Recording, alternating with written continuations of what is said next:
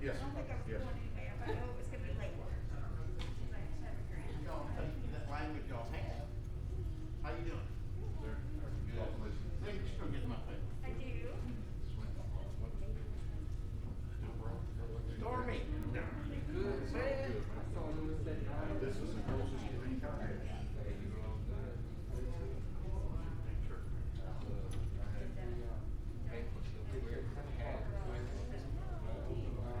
How you doing today? You look mighty nice. Man. You don't do this stormy gets on this stuff. Be careful. Hey, how you doing? Yes, sir. I did it online. I filled out the card online. And then I put one in the box. No, this Kimberly. Kimberly, y'all. Not Kelly. Kimberly, y'all. Oh, okay. Okay. I was thinking, and then, no, that's fine. That's perfect. I was like, that is right. I do. Be on the lookout for it. Yeah, I saw it. It's for the issue too. Hey, we got it. It's essentially like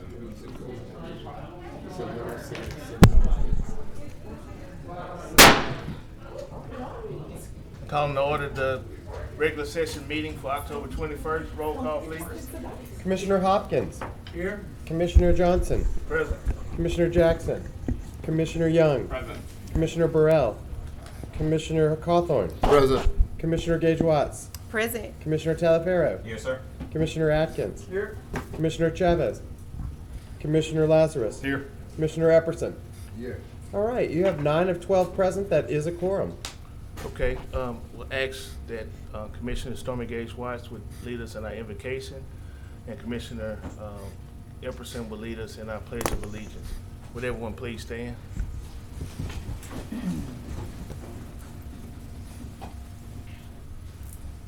Let us pray.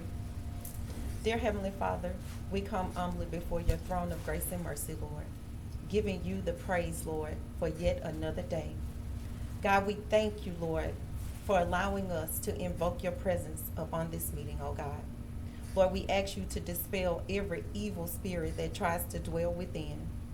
Lord, in the name of Jesus, God, we ask you for wisdom and guidance, God, on making the best decisions for our citizens in Caddo Parish. Oh Lord, we ask you, Father God, for a special blessing, God, on those who are in a fight, God, who are just coming out of fight, Father God. Lord, you know exactly what they need, oh God. And Lord, we believe that you are well able to fulfill those needs. God, we thank you for our first responders, oh God. Lord, we thank you, Father God, for our armed services, Lord. And we ask that you will bless and watch over them as they care for others. Lord, it is in Jesus' name that we pray. Amen. Amen. Let's all turn, face the flag. I would ask that all military and veterans would render the standard hand to brow salute. All others, right hand across your heart, and repeat the pledge in unison. I pledge allegiance to the flag of the United States of America and to the republic for which it stands, one nation, under God, indivisible, with liberty and justice for all. Thank you. Thank you, Commissioner Gage Watts and Commissioner Epperson, for that. Next item, Mr. Clerk. Okay, today, that brings us to agenda additions, and we do have one item today. This is a follow-up to, the other day you had some questions about a resolution that's on your work session agenda and is on your regular session agenda today. The administration reached out to the attorney that is involved in the opioid settlement that was related to that resolution. And Mr. Young, the attorney who is handling that, is in town today, and so we have him as an agenda addition to be able to be added as a visitor, so he can speak to y'all about that. So move. Well, we could put him under administration. You and could, we don't yeah, even I have- think We don't even have to take this vote. you could So do I'd that as rather well. just put it under administration. We'll suspend the rules to move the administration report up, the communiques, and the president report, if that passes by acclamation. I would like to move with the special resolution for the sea right. Okay, because they're here too. Yes. All right, we'll move that one up as well. And we'll just suspend the rules, and we won't have to do an agenda addition. They'll just fall under the administration report. Great. Okay. All right, next item. Gonna bring us to, and by the way, I'm sorry, where did you want to, for your motion to suspend the rules? I understand it passed by acclamation, So- but where did you want to So insert that? we're gonna do citizens' comments, then visitors, and we'll do the administration report, and then put the visitors under that. Perfect. And then do some special resolution after that. Yes. Great. And then the communiques and the president report. Perfect. All right. Okay, that brings us to citizens' comments, where citizens are asked to sign up. In the foyer, we have comment cards that you can fill out and return here to myself or the president before the meeting, or you are. We will also have a sign-up sheet online. We did not receive anything other than what has been turned into the president already, which I believe is just one comment card at this point. It is. Kay Jones, if you would come up now.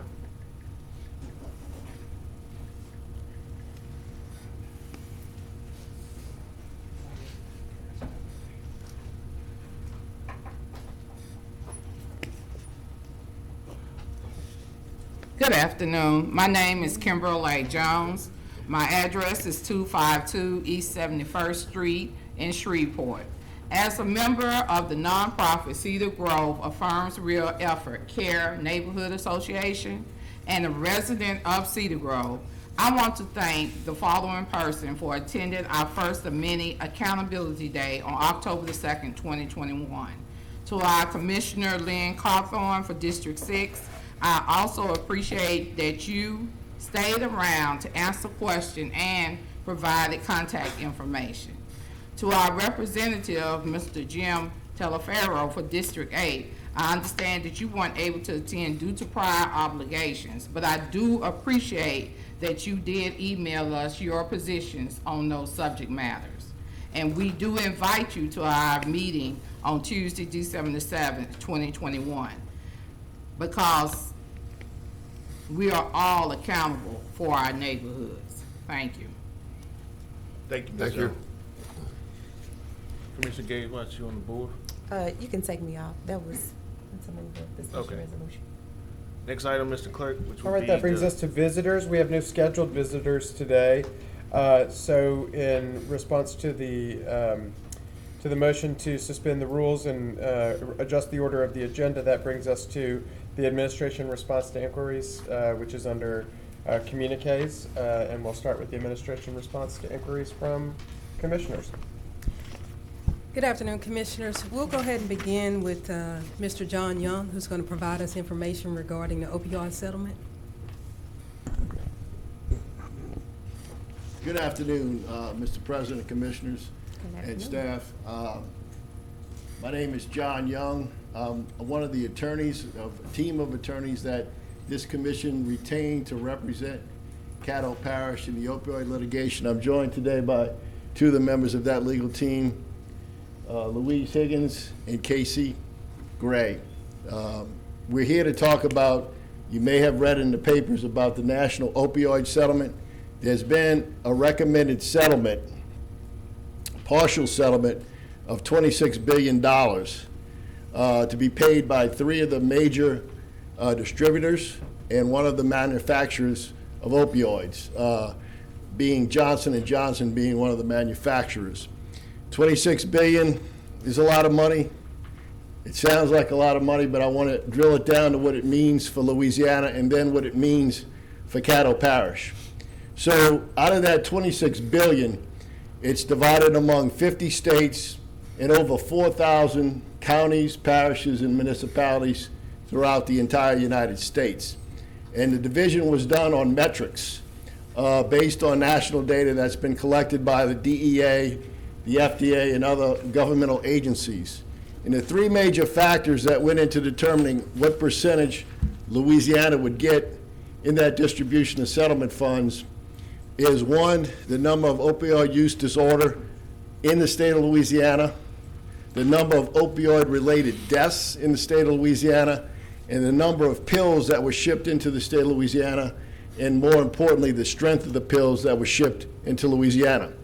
So when you take the $26 billion, and Louisiana, based on those three factors, gets 1.49% of the $26 billion. So it has the potential to get 1.49%, and I'll explain that in a minute.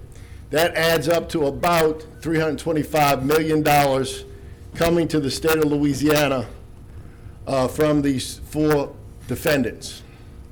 Why do I say potential to get? Because the settlement has various penalties and incentives. One of the incentives is, one of the penalties, I should say, and an incentive, is that if we get 100% of the local governments to approve the settlement by the stop date of January 2 of 2022, a couple months away, we will be entitled to get, or Louisiana would be entitled to get 100% of that money. Conversely, if we only get 90% of the local governments who have joined in this litigation, that number is reduced to 60% of that number. So that is a strict penalty.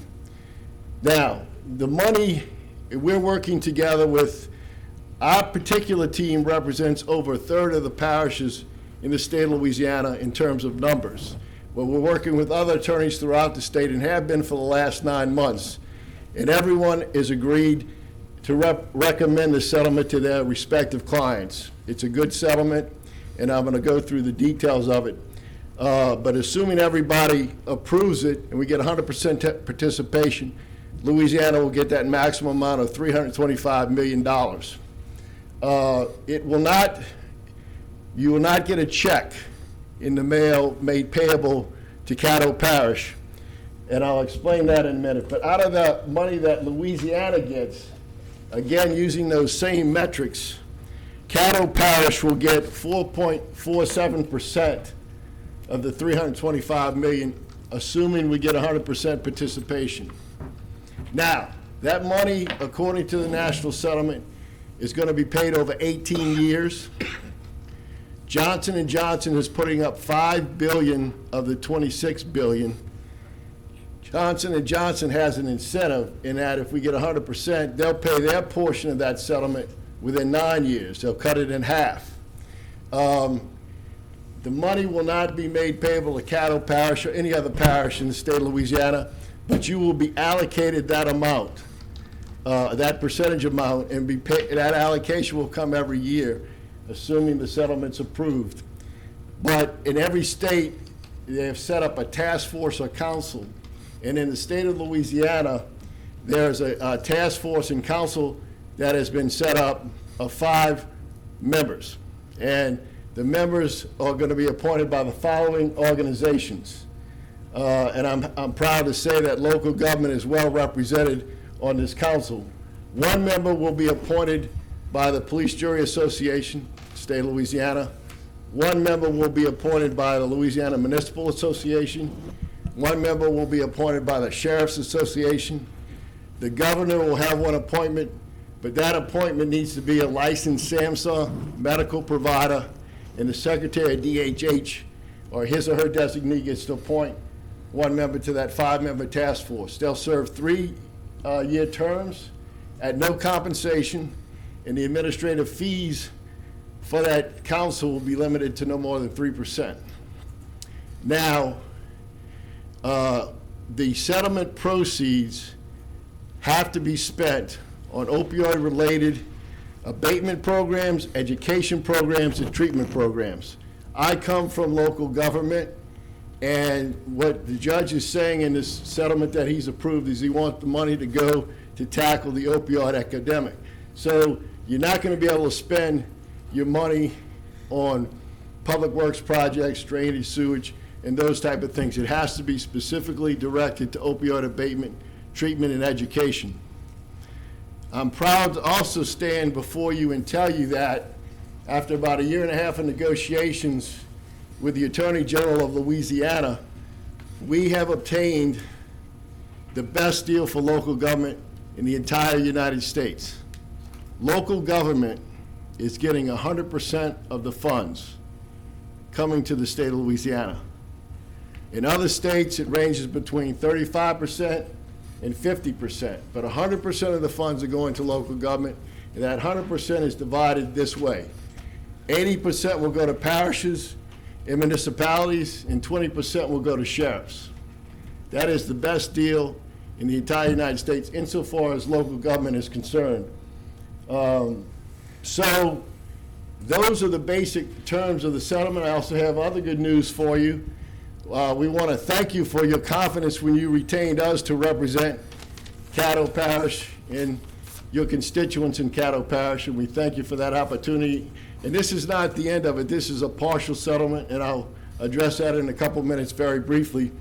But the other good news for local governments is when you retained us, you authorized a contract with us that would pay us 25% of what was recovered, from $0 to $10 million, 20% between $10 and $20 million, and 15% above $20 million. I'm here to tell you that under the terms of this settlement, the legal fees are limited to 7.5%. So that is a good deal also for local governments. Even though the judge in the federal litigation said 15% is a reasonable figure. So lawyers are, getting paid, but the contract that was previously approved by the Attorney General has been reduced by 2/3 or thereabouts. The other thing I want to tell you is, in addition to the monetary damages that are going to be paid out, there's injunctive relief included in this settlement. Specifically, Johnson & Johnson, one of the major manufacturers, has agreed under the terms of this settlement that they will not sell or market opioids for 10 years. And they will not spend any money to lobby Congress with regard to pharmaceuticals related to opioid manufacturing production. And the major distributors now have to coordinate among themselves so they control the number of pills and have a better handle on the number of pills coming into a certain jurisdiction. Those are basically the outlines of the settlement. I would tell you that we also have claims that we filed on your behalf and other parish entities we represent in the Purdue Pharma bankruptcy proceeding. So there'll be additional monies coming down from that. Obviously, when someone's in bankruptcy, you get pennies on the dollar, but there will be money coming from that bankruptcy proceeding. We've filed a claim on your behalf. We've filed a claim on your behalf in the Mellencrot bankruptcy. And right now, as we speak, there is a major trial underway in Ohio against the 3 national pharmacy defendants, Walgreens, Walmart, and CVS. So there may be additional monies coming down from those entities as well. And we're hoping, our understanding with the AG is that additional monies that come down from additional defendants will be distributed the same way and in the same manner. So again, I would be happy to answer any questions. Again, I want to thank you for your confidence and the opportunity to represent Caddo and its citizens and to continue to represent Caddo and its citizens. And I want to thank Dr. Wilson and his staff and Ms. Donna Frazier for all their help and assistance over the last 3.5+ years. Commissioner Evans, I see you on the board. Mr. Young, you stated the task force that'll be appointed, Police Association member, municipal, the governor get appointment and so forth. I think total of 5. Yes, Is sir. that set in stone? I have a concern, it may be addressed at some point, but you know, Louisiana has some substantial VA medical centers, and a lot of our veterans have issues too, as far as being addicted. Yes, sir. So I would certainly hope that it's a possibility that we could entertain a representative from our VA medical centers out of the state of Louisiana being appointed to that board also. Well, I agree with you, and hopefully, you know, I don't control that. That's been worked out. I don't know if anything's set in stone, but it's pretty much like setting right now. But certainly, I think that is a valid point, and there's a way to get somebody from the veterans community on that board through DHH as well. Through DHH? The Department of Health and Human Okay, Services. federal or The state. Okay. And you bring up something that I wanted to also mention, because there's so many nuances to the settlement. The state has been divided into 9 health districts.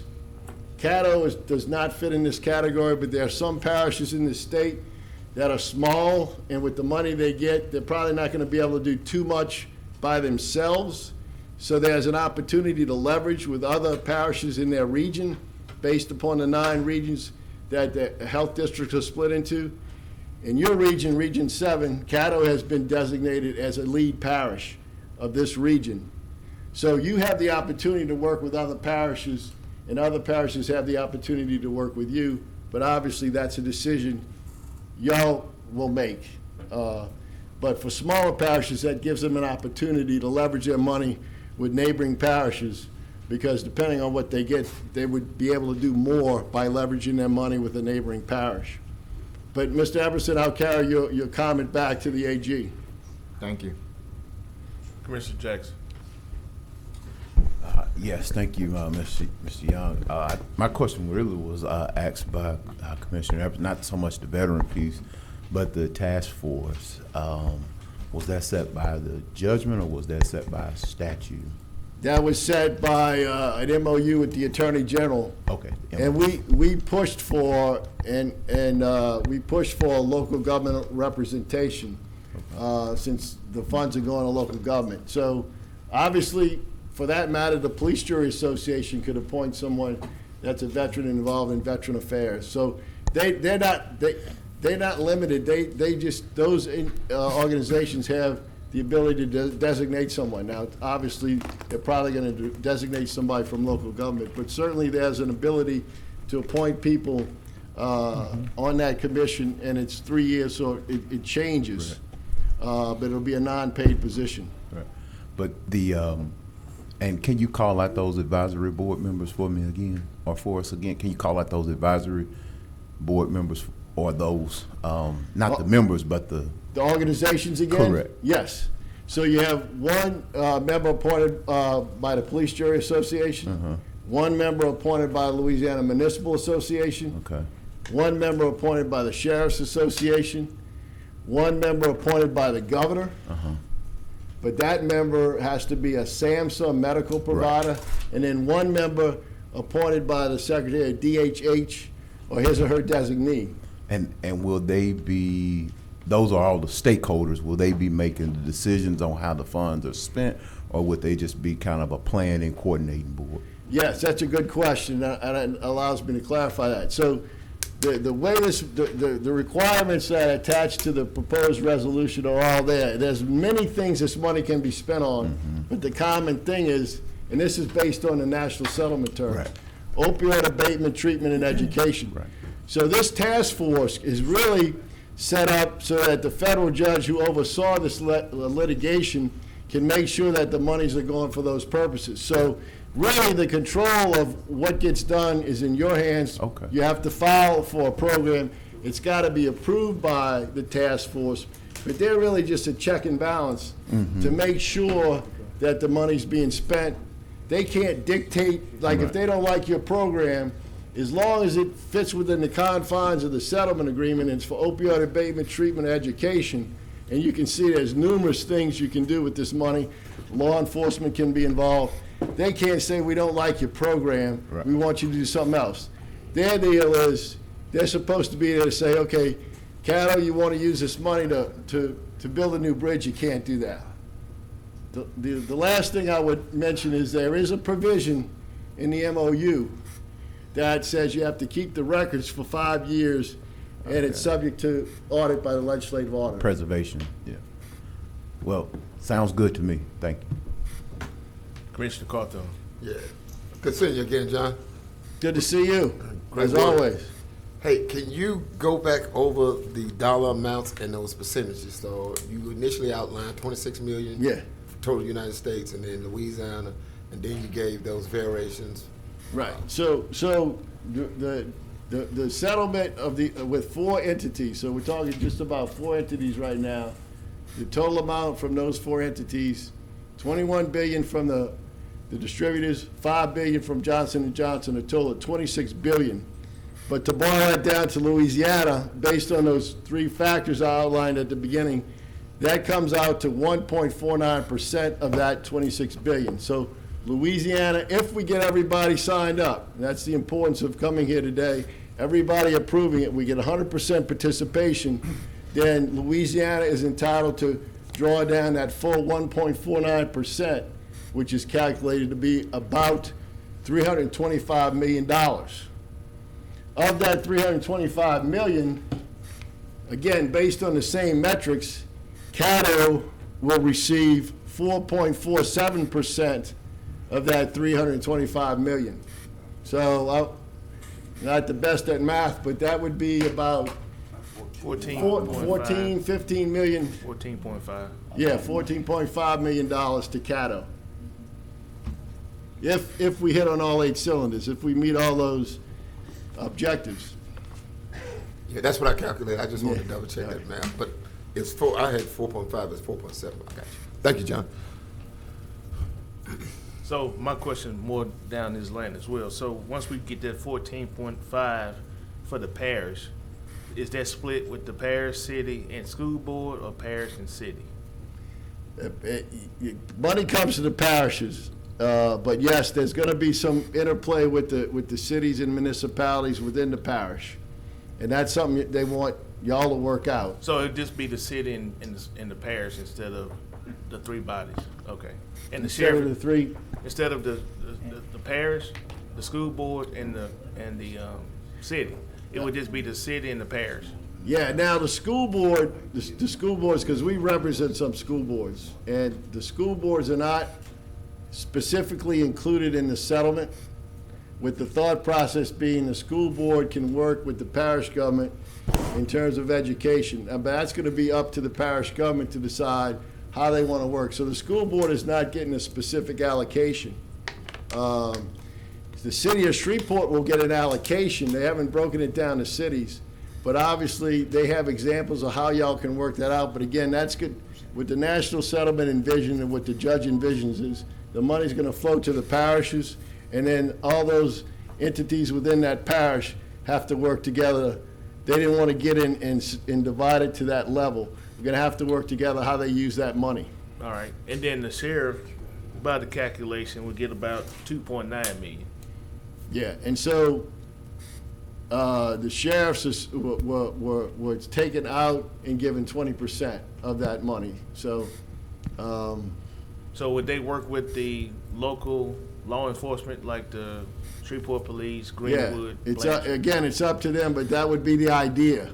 Okay. Yeah, I mean, the parishes and the sheriffs in Louisiana who are getting a specific percentage allocation are going to have that allocation, but the idea is that everybody, uses this money to work together to tackle the opioid epidemic. All right, I just wanted to make sure that some of my members up here realize that absolutely. the sheriff can share his money with other Those law are great questions, and a lot of that, you know, the federal judge said, look, we're gonna sparse it out, but I'm gonna let local government, the cities and parishes work together and try to iron that stuff out. I'm not gonna micromanage to that level. Okay, thank you, Mr. Young. I see no other commissioners with any questions or comments. Thank you for coming and giving us this information. Yeah, and thank y'all very much. And again, we'd asked for your approval of that resolution to proceed, and then we can hopefully, don't hold me to this, but if we get everything done, and I don't know that this is realistic, but they're telling us at the federal level that the money could be available as early as summer of 2022 to start flowing, if everybody does what they need to do. But once again, thank you for the opportunity. Thank you for your confidence, and appreciate you letting me speak here today. Thank you so much. I got Thank you, sir. Yeah, Commissioner No, I got Jackson a point one of, last question. no, I got a point of information. Are they, I guess I could ask either here or there, are they attorneys for everybody or just attorneys for Caddo? Attorney, they represent several jurisdictions within Right. the state. Because I heard you say that you had to get, you're trying to get 100, then I heard you say about 90. And so Yeah. it sounds like you're working with different attorneys or whatnot. Yes, sir. I forgot that. Well, what our team represents about a third of the parishes in number, so over 20-something parishes, and municipalities and fire districts. So we have a large chunk of Louisiana, but in the last 9 months, we've been working with attorneys who represent other entities that we don't represent. Gotcha. Because we all have to work together to Right. get this done, because we have to have 100% of all the Yeah, it entities. sounds like a lot of work. Yeah, and in a short period of time, Right. because we couldn't come to you before it was a two-step process. The AGs had to agree. They needed to get at least 42 states to agree before the time started ticking for us to get the local governments to agree. The AGs agreed about 2 or 3 weeks ago, and we got until January 2 to get ours. So everybody's scrambling around and talking to their clients. But I can tell you that the AG recommends it, we recommend it, and the judge is putting a lot of pressure on everybody to do it, and he's going to make life miserable for those who don't agree to the settlement. So I'll leave that up to you, And that's January 2nd, you said? of 2022. January 2nd. Oh, wow. So New Year's Eve might Yeah, be so pretty interesting for you. Right. Appreciate you. We're trying to get ours done before Thanksgiving if I possible. understand, but appreciate it. Thank you. Right, That's it. Thank you, sir. thank you. We can continue with the administrative report. Yes, sir. We just have a couple of more items. Just want to reiterate the numbers in detention. We have 23, 5 OJJ, 6 or 17, and there are 11 juveniles at CCC. Also, Crystal would like for you all to have a group photo after the meeting in honor of Cancer Awareness Month, if you all don't mind, so we can get a picture in your pink. That concludes the administration report. We'll take any questions. Thank you. Commissioner Gage Watts? Thank you, Mr. President. Yes, Ms. Cielo, I have a question. You said there are 23 currently at Juvenile Detention Center and 5 waiting to be transferred? Or are they? Well, you know, OJJ houses some at our facility, so there are 5 that are OJJ. Of those 23? Yes. Okay, thank you. And that completes your report? Yes, sir. All right, Commissioner Evers. Ms. Bryant, do you have a COVID report? Yes, so the numbers, we have not had any COVID positive case since the last report. Last week? Since the last commission meeting, we have not had any COVID positive cases or exposures. Welcome news. Next item would be communiques.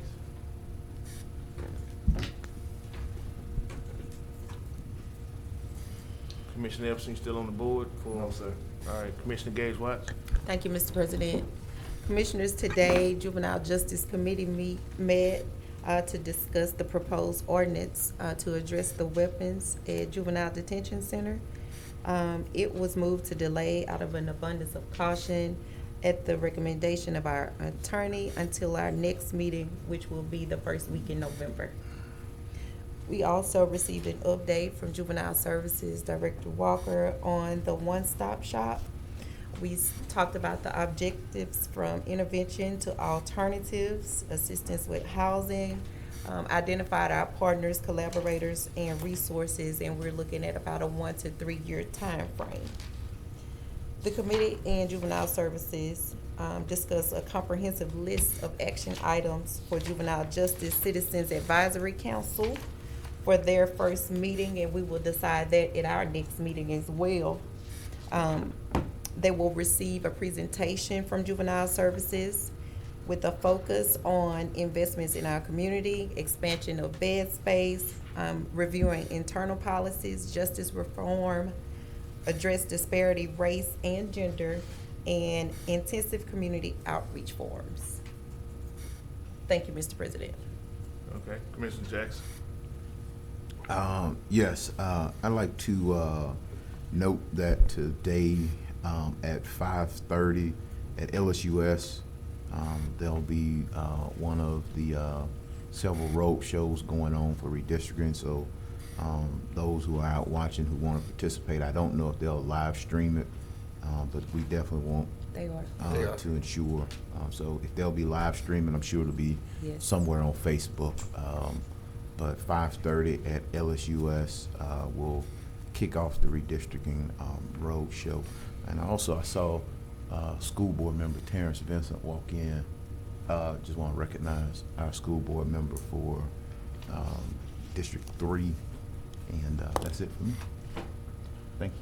Commissioner Talaferro. Thank you, Mr. President. I'd just like to take this opportunity to express my appreciation for Director Samuels and ACO Stafford for going out on a welfare animal concern in the 6400 block of Willard. They worked tirelessly to address that situation and track down the rightful owner of this particular dog in need of care, and went above and beyond. So I do appreciate the expeditious manner in which this was handled. Thank you, sir. Seeing no one else, we move down to the next item. All right, that brings us to what the president's report, unless you wanted to go ahead and do those special I'm resolutions. gonna do the president report and then we can go to the There we go. resolutions. And then So at president's report. each one of your stations, you have an update of the September 21 board meeting for the Sports Commission. It gives you upcoming events, some sponsorships, updates, and some highlights from the meeting itself. There are pretty much some sporting events going on pretty much every month. So I just wanted to make sure that commissioners were aware of some of the things that are coming up. The next major deal is the Louisiana Rodeo Cowboys Association Finals. That's gonna be done during the Louisiana State Fair. That's November 5th through the 7th. They also have the USA Boxing National Championship coming back to Shreveport. They liked Shreveport last year, and so they want to come back again this year. And then the LSU, and this is a strange thing, so get ready, Shreveport. LSU and Louisiana Tech men's basketball will be playing the same day as the Independence Bowl.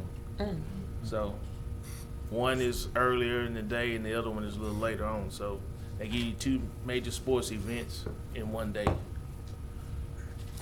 I also saw an article that the parish was teaming up with D1 for kids to, I guess, field day. Is that right? Yes. Yes.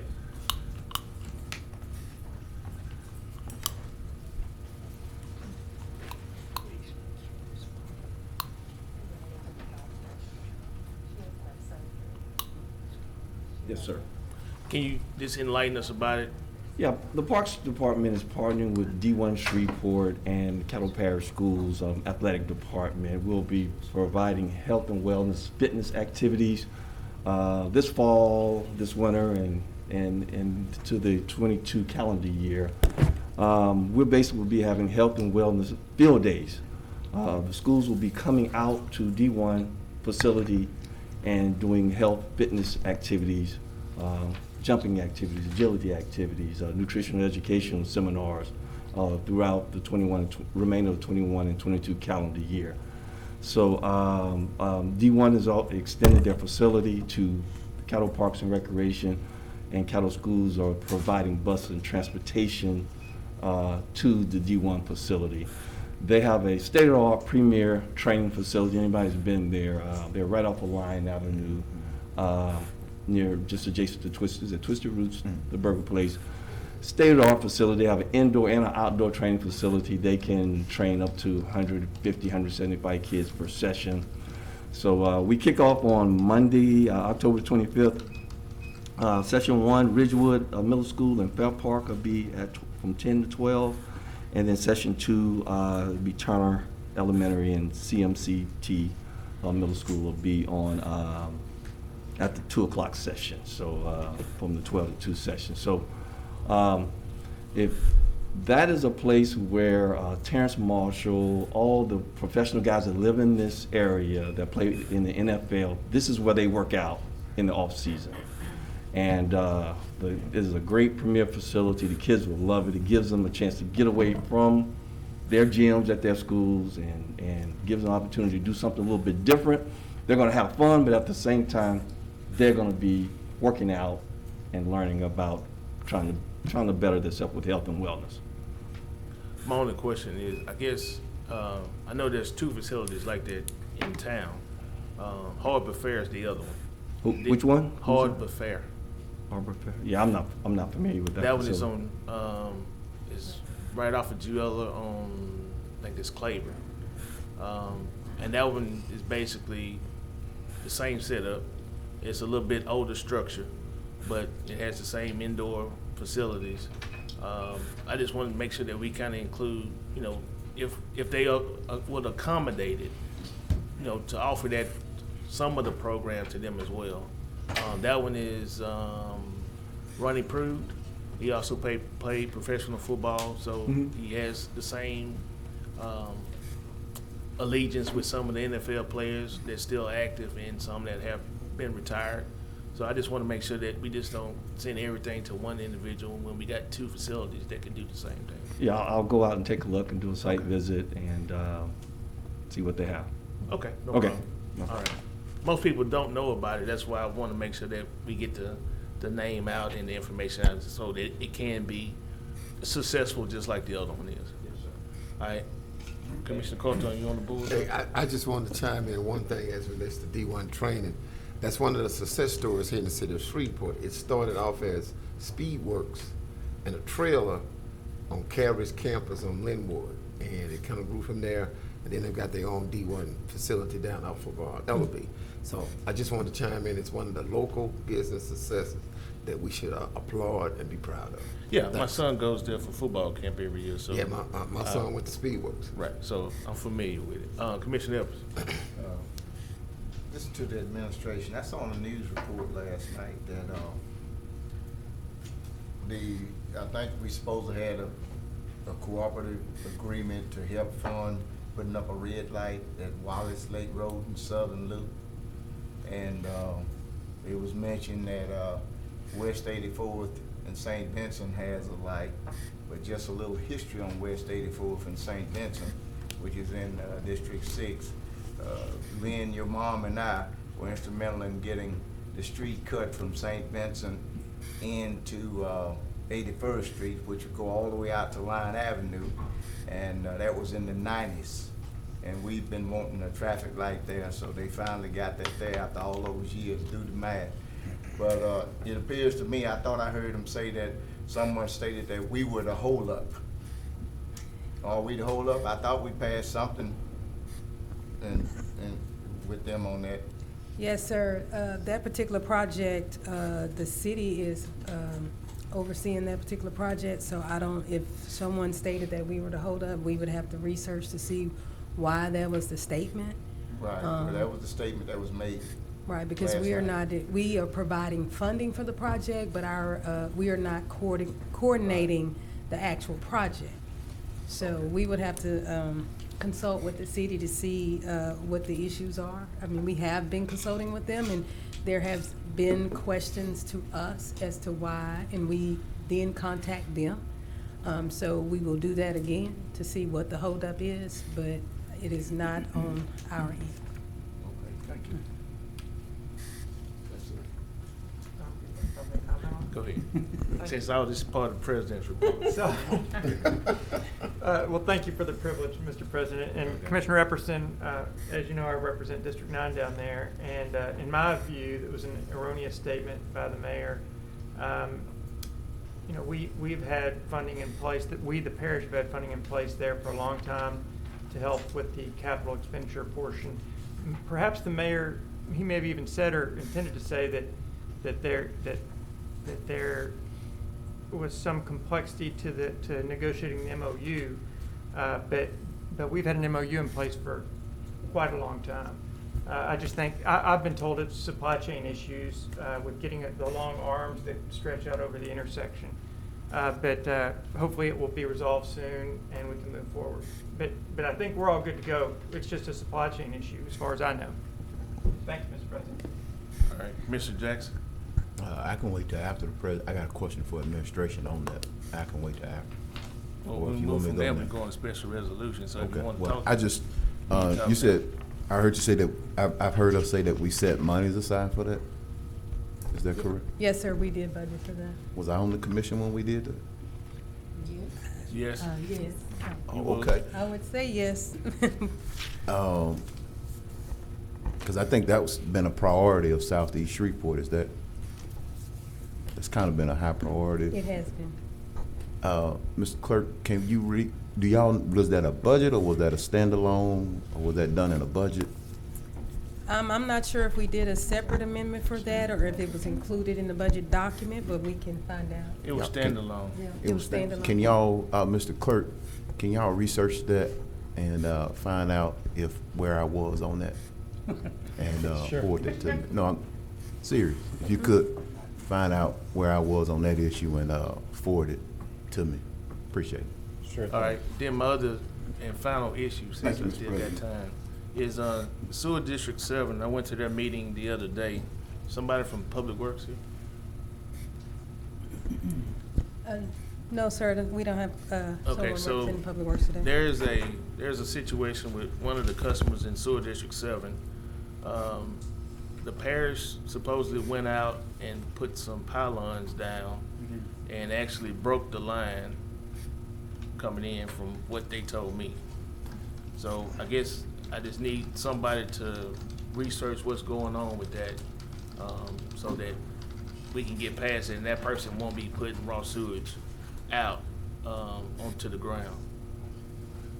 Yes, sir. And that's for the fire station. It's at the fire station, so that fire station is actually putting the raw sewage out on the ground. Okay. Now, what, since I've been getting calls too, Okay. my understanding, it's in the state right away. Right. So the state, it was actually the sewer district that went out and did the work. No, I got an And email then that the the parish state went out. came in and did their work. But I don't think the parish, I've talked to Ken and them, and they were not involved. I mean, they don't get involved on state highway projects. Well, Caddo Parish Highway Crew, whoever that is, did the work. Well, I think they mix our trucks up sometimes. Well, So, that's what I saw in the email, and it was addressed to Gary Gary North. Norman. Yeah. So he has been involved in the loop. So we just need to find out who's doing it so we can ratify that, because it's not on the sewer district if it's not on the main line. It's actually to the customer, because that line goes to them, but then there's where they put the pylon in, it basically blocked and severed the line. So we got to get a consensus to this and get this solved. We'll get with Public Works and get Okay, research. and I'll scan the information I got from the sewer district meeting and send it to administration and the Public Works Director. Okay. All right. Next item, Mr. Clerk. That brings us to, so that would be the end of President's report. The next item, I understand to be the special resolutions. Special resolution for C. Wright Pink Ribbon Foundation.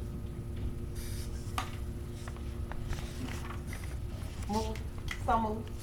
And second, been moved by Stormy Gage Watts, Commissioner Gage Watts, and seconded by the chair to adopt the special resolution and recognition for C. Wright Pink Ribbon for breast cancer awareness, 10th year anniversary.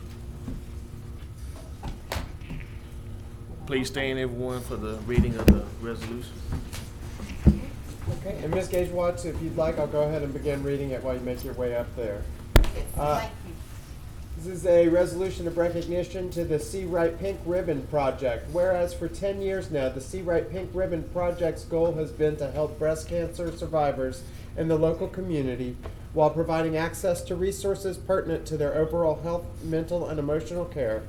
Whereas the See Right Pink Ribbon Project was established on October 30th, 2011 as a 501c3 and a collaborative effort between the Multicultural Development Center and Stonewall Missionary Baptist Church, and named in honor of 17-year breast cancer survivor Catherine A. Wright. And whereas the See Right Pink Ribbon Project's mission is to impact breast cancer through education, awareness, and support. And whereas the Pink Ribbon Project provides ongoing emotional assistance to underserved and uninsured patients undergoing breast cancer treatment. And whereas the Pink Ribbon Project's financial sponsorship allows patients to focus on recovery and survivorship, along with providing community agencies comprehensive services to breast cancer patients in Bossier and Caddo parishes. And whereas 1 in 8 women will be diagnosed with breast cancer during their lifetime, it is of major importance that local programs like the Catherine Wright Pink Ribbon Project be available to the community. Now therefore be it resolved by the Caddo Parish Commission, meeting in legal and regular session this 21st day of October 2021, that it does hereby congratulate and commend the Catherine Wright Pink Ribbon Project on their 10th anniversary of positively impacting our community, particularly regarding breast cancer awareness and support for those dealing with the effects of breast cancer in Caddo Parish. And that is signed Commission President Lyndon Johnson, Commission Vice President John Atkins, and Commissioner Stormy Gage Watts, District 7 Commission.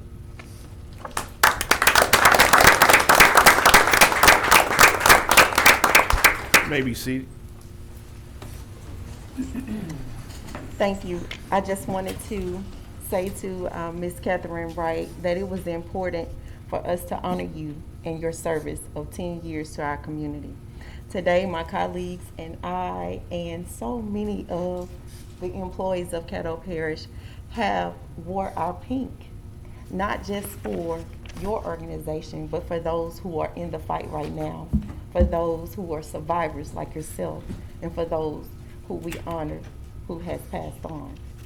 We know that it's important to always support local, and with your organization providing so many services, and I know that you have so many more stories to tell about what you do, and I'm going to allow you to do that, but we know that making an investment here locally, it benefits our entire community. So we thank you and we honor you and we appreciate everything that you're doing for those who are fighting breast cancer. You're welcome.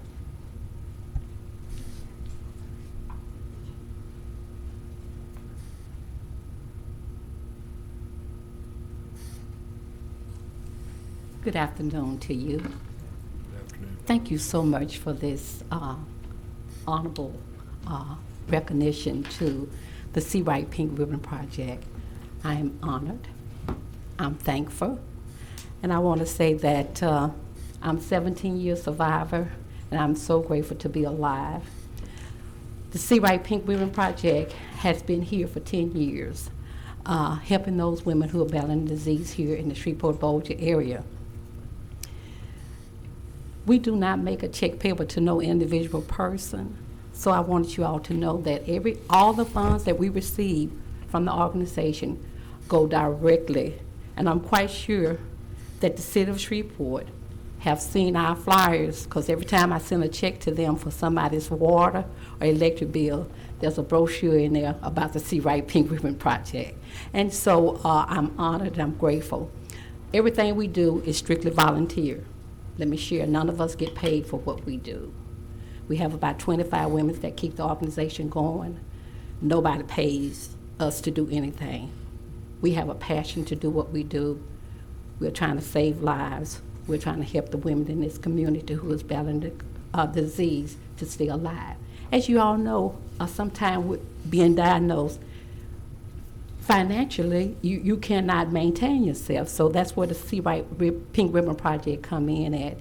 We take care of the mortgages, we take care of the rent, we take care of the utilities, we buy the food, we buy the medication, we buy the prosthetics, whatever the needs of that person that is battling the disease, that's what we do. All of our patients come from the local hospitals here in the Shreveport-Bossier area. We partner with them, so that's how we get the patients to the organization. Our turnaround is quickly. We get an application today. There's no red tape. Just present us with the information we ask for. The next day, we're taking care of your business. So again, on behalf of the See Right Pink Ribbon Project, we thank you for this honor. We will continue to do the work. I thank the Lord for you all allowing me to speak to you today. Again, thank you. You have a commissioner on the board that want to say something. Commissioner Carter. Thank you, Mr. President. I want to say it's always a beautiful thing to be looking at a miracle, because you're a miracle when you survive breast cancer or any deadly disease like that. So we continue to extend our blessings and prayers upon your life, and you guys continue to do what you're doing in this community, because it means a whole lot. God bless you. God keep you. Thank you. That's my prayer. And if you all have any money you want to donate, just see Stormy Watts. Every dollar, every dime count. Nothing is too little. Nothing is too little. So I thank you. May God bless you and keep you is my prayer. You got another commissioner. Commissioner Epperson. May God bless you, and you are a true warrior. And I'd just like to let you know that you have another warrior along with you, and that's my mom. She's a 19-year breast cancer survivor. She's been cancer-free. And she won't let me tell her age, but she's not 92. Oh. And she's not younger than 90, so I didn't tell her. Thank you. Thank you. Again, I want to say, too, on behalf of the Stonewall Baptist Church, is where the organization it's located at, which is my home church. I want to thank them for believing in the mission of the See Right Pink Ribbon Project and helping us to get it started, and we've been going ever since. Again, thank you. Thank you.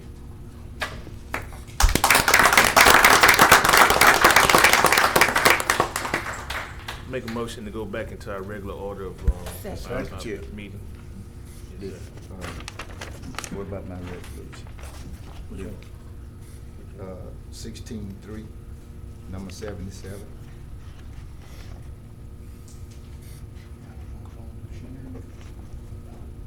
Okay. We'll also do resolution 77 of 2021.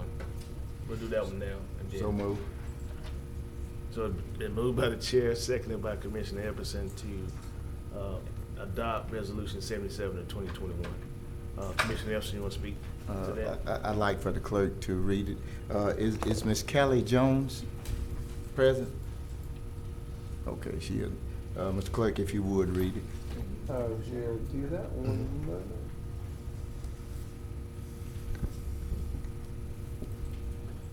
All right, Resolution 77 of 2021, a resolution recognizing October 11th, 2021 as Indigenous Peoples Day in Caddo Parish in recognition of America's first inhabitants and the tribal nations that continue to thrive today, and otherwise providing with respect thereto. Whereas since time immemorial, American Indians, Alaska Natives, and Native Hawaiians have built vibrant and diverse cultures, safeguarding land, language, spirit, knowledge, and tradition across the generations. On Indigenous Peoples Day, our nation celebrates the invaluable contributions and resilience of Indigenous peoples, recognizes their inherent sovereignty, and commits to honoring the federal government's trust and treaty obligations to tribal nations. And whereas our country was conceived on a promise of equality and opportunity for all people, a promise that despite the extraordinary progress we have made through the years, we have never fully lived up to. That is especially true when it comes to upholding the rights and dignity of the indigenous people who were here long before colonization of the Americas began. For generations, federal policies systematically sought to assimilate and displace Native people and eradicate Native cultures. Today, we recognize Indigenous peoples' resilience and strength, as well as the immeasurable positive impact that they have made on every aspect of American society. We also recommit to supporting a new, brighter future of promise and equity for tribal nations, a future grounded in tribal sovereignty and respect for the human rights of indigenous people in the Americas and around the world. And whereas in the first week of President Biden's administration, he issued a memorandum reaffirming our nation's solemn trust and treaty obligations to American Indian and Alaska Native tribal nations, and directed the heads of executive departments and agencies to engage in regular, meaningful, and robust consultation with tribal officials. It is a priority of the Biden administration to make respect for tribal sovereignty and self-governance the cornerstone of federal Indian policy. History demonstrates that Native American people and our nation as a whole are best served when tribal governments are empowered to lead their communities and when the federal officials listen to and work together with tribal leaders when formulating federal policy that affects tribal nations. And whereas the contributions that indigenous people have made throughout history in public service, entrepreneurship, scholarship, the arts, and countless other fields are integral to our nation, our culture, and our society. Indigenous peoples have served and continue to serve in the United States Armed Forces with distinction and honor at one of the highest rates of any group, defending our security every day. And Native Americans have been on the front lines of the COVID-19 pandemic, working essential jobs and carrying us through our gravest moments. Further, in recognition that the pandemic has harmed indigenous people at an alarming and disproportionate rate, Native communities have led the way in connecting people with vaccination, boasting some of the highest rates of any racial or ethnic group. And whereas government has a solemn obligation to lift up and invest in the future of indigenous people and empower tribal nations to govern their own communities and make their own decisions, we must never forget the centuries-long campaign of violence, displacement, assimilation, and terror wrought upon Native communities and the tribal nations throughout our country. Today, we acknowledge the significant sacrifices made by Native people to this country and recognize that there are many ongoing contributions to our nation. And whereas on Indigenous Peoples Day, we honor America's first inhabitants and the tribal nations that continue to thrive today, I encourage everyone to celebrate and recognize the many indigenous communities and cultures that make up our great country. It is important to honor Native Americans, their resilience, and their contributions to American society throughout history, even as they faced assimilation, discrimination, and genocide spanning generations. Now therefore be it resolved by the Caddo Parish Commission in due regular and legal session convened that October 11th, 2021 is hereby recognized as Indigenous People Day.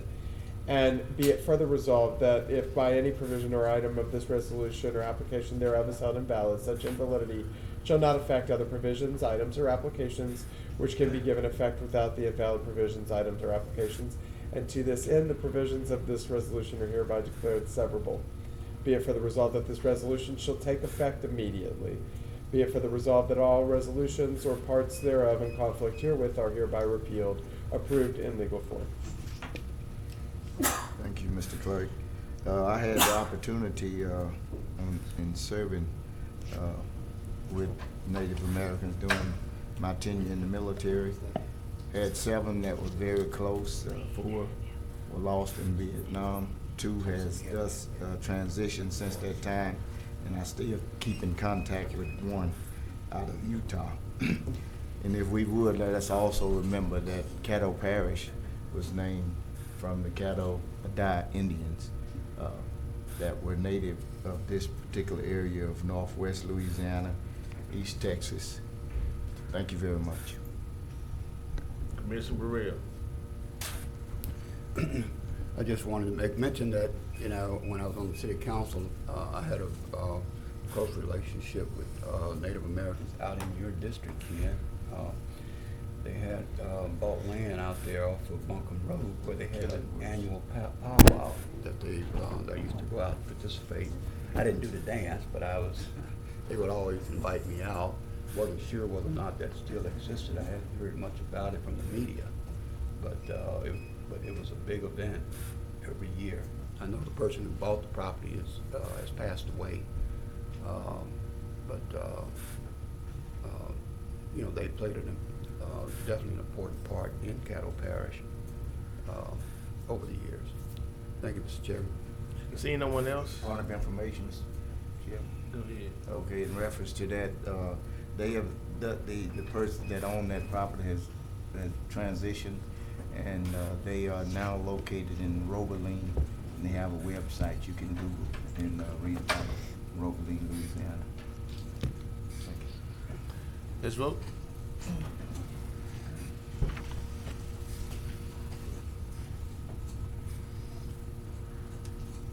And that motion carries with 11 in support, none in opposition, and 1 absent. So Now, it was moved by the chair to go back into regular session, seconded by, Goodwill, you got one more resolution? oh, right, well, I didn't say all that. So we'll do the resolution for Goodwill. They've actually, if I may, Mr. Chair, the ones you're doing out of order or because people are here? Yes. Well, I've got 2. So I've got the one for Goodwill and the one for Sharon Johnson.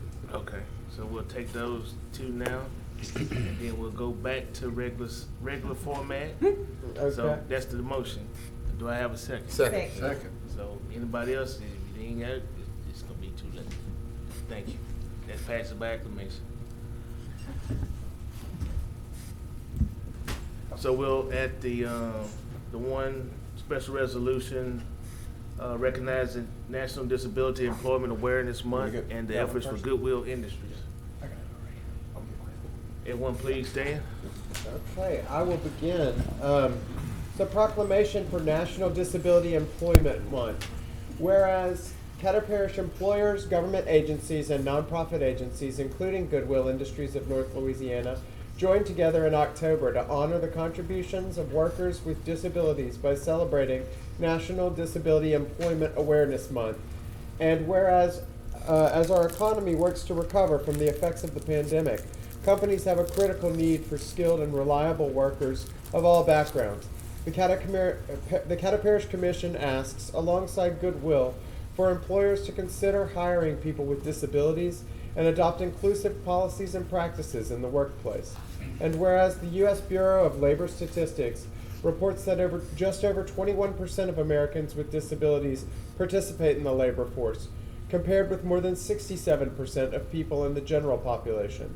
We should work together to ensure that all Americans who want to work can work, and that they have access to services that enable them to do so.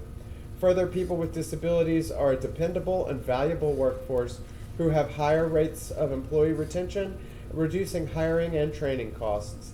And whereas in addition to placing disabled workers into jobs, support organizations like Goodwill provide support services like rehabilitation programs for people with injuries or illness, occupational skills training, and job readiness and soft skills training.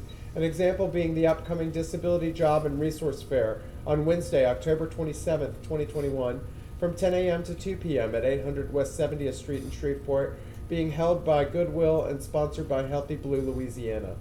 And whereas the U.S. Department of Labor has designated October as National Disability Employment Awareness Month with an emphasis on the theme, America's Recovery, Powered by Inclusion. And whereas the Parish of Caddo recognizes the benefits of a workforce open to and comprised of all who are interested in working, now therefore be it resolved by the Caddo Parish Commission that it does hereby proclaim October 2021 as National Disability Employment Awareness Month in Caddo Parish, Louisiana, and urges all citizens to join with the parish in recognition of this important month. And that is signed Commission President Lyndon Johnson, Commission Vice President John Atkins, and District 6 Commissioner Lynn Coughlin.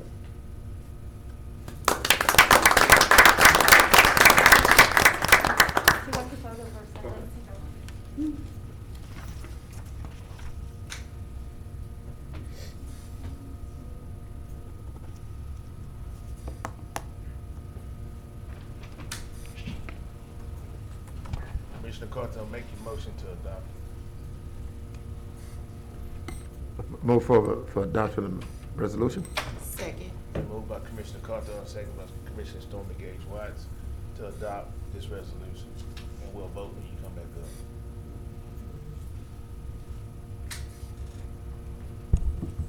Well, I'm Lynn Stevens. You be seated. Thank you. Lynn Stevens, Director of Workforce Development for Goodwill Industries. And with me today, I actually brought Vaughn Jennings. She is actually over our Life Launch Reentry program, so she works with a lot of youth. But more importantly, she is actually the co-chair of Goodwill Industries, we actually have a DEI committee. And so we take diversity, inclusion, and equity very, very seriously at our organization. And so she chairs that today. So I brought her because it's her committee and it was her idea to really help us highlight this important month. We look at it every year and we talk about it every year. But for us at Goodwill, we put the mission to action every day. And this is an important month. I can say that because I'm sitting here today in a wheelchair.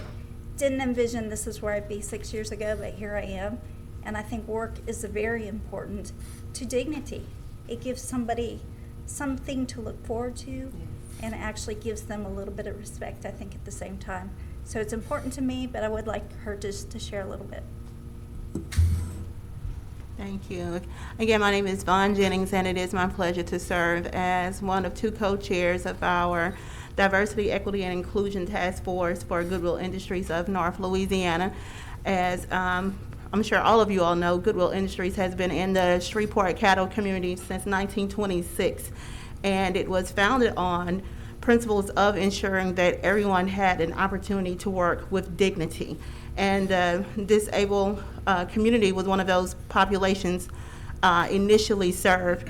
We do have approximately 12 workforce programs that target various populations who have unusually high barriers to employment, and we find the opportunity to serve these individuals, our community, very worthwhile. So we are particularly proud to be an organization who has such a long history of working with our populations that have difficulties finding employment. And we're very proud to say we're very good at it too. So we appreciate the opportunity. Thank you. Yes, you are.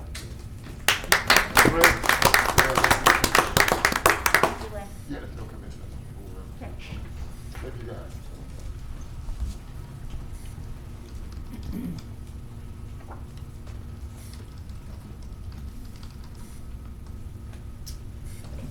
Do you want me to go ahead and read the next one? Yes. But y'all are still kind of, what, do you want? Well, we're in Global and adopt both of them together. There we go. Since she's down there. Get back up. When I get back started. Yeah. Please stand.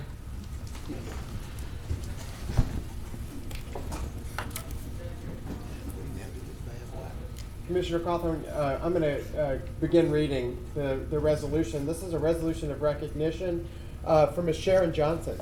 Whereas the Caddo Parish Commission is always pleased to recognize and honor those sons and daughters of Caddo Parish who have gone forth to gain singular and outstanding personal achievements, and in doing so reflect favorably and positively upon their home community.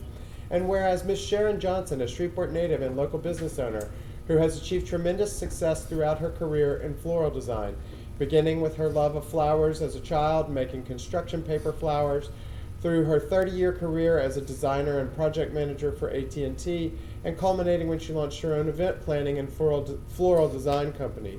Johnson's natural creativity and work ethic led her to seek out the best, and during a trip to Birmingham, Alabama, to meet with nationally renowned floral designer Preston Bailey, Johnson befriended designer and reality television star Scott Wedgeworth. Their professional relationship over the years has produced mutual inspiration, as evidenced by Wedgeworth's invitation to Johnson to join the creative team for the 133rd Tournament of Roses Parade, which he has been involved with for the last 9 years. And whereas Johnson's talents are remarkable, not only because she will be designing for Pasadena's nationally celebrated and widely watched parade, which is produced in conjunction with the Rose Bowl college football game, but also because she has the distinction of being the only African-American woman to serve on the design team that will produce floral and natural material floats designed for such big-name sponsors as Honda, The Masked Singer, The Bachelor, China Airlines, and Reese's, among other famous brands.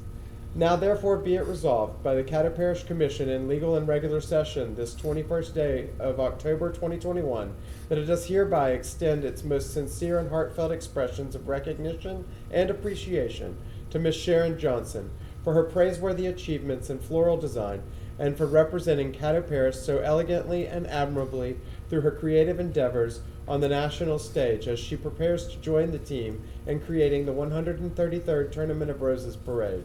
We ask all Caddo citizens to join in our recognition and celebration of Ms. Johnson's talents and accomplishments, which have brought pride to our community.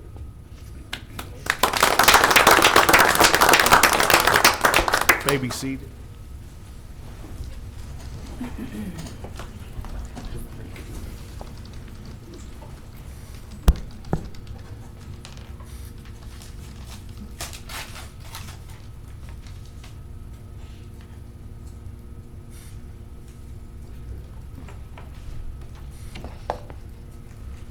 Good afternoon, President Johnson, other distinguished guests, the panel.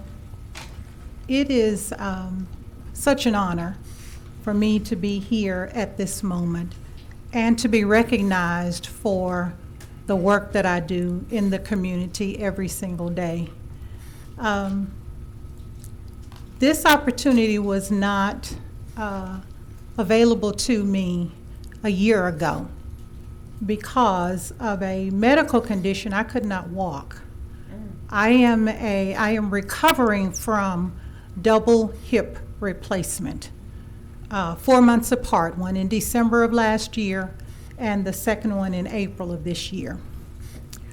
It is only through my faith and my trust in God that I stand before you today to say thank you for everything that you do for the citizens of Caddo Parish. There is always in the news bad things. We hear it every day. But oftentimes the good things that are done in our community is not highlighted. So again, I salute you for taking time out of your schedule to make sure that this appointment is put before the citizens of Shreveport. There is good in Shreveport. There is good in our parish, in our state. So on behalf of myself, my family, I say thank you to Representative Cawthorn, who is my alumni member. I am the president of the BTW Alumni Foundation. To Councilman Jackson, I thank you for everything that you do. I hope to represent the Caddo Parish, the city of Shreveport, the state of Louisiana, and to bring back knowledge that can be transferred down to our young generations. So I'm going to show what I can do, but I'm also going to learn and bring things back to our community, which will hopefully inspire the younger generation to not only do enough to get by, but set a plan, follow their goals, work hard. It is achievable, but you've got to do the work. So thank you again. I appreciate it. I just want to make one closing comment. And it is always great and always grand to see local citizens in Shreveport, Louisiana, the parish of Caddo, to be recognized on a national level. It's the 133rd Tournament of Roses Parade, so that's nothing to sneeze at. I'm so proud of her, proud that she's a BTW graduate with a legacy of achievement. And lastly, we want to say, we always talk about giving people their flowers while they're living. Well, this time we're doing it literally and figuratively with the Rose Bowl flowers. So thank you, and we appreciate you. All right. Ms. Johnson, before you go, Commission President had to step out, so I'm going to facilitate for a moment, but we have a couple people that had a word to say. So Commissioner Epperson, go ahead. I'm not on. Burrell.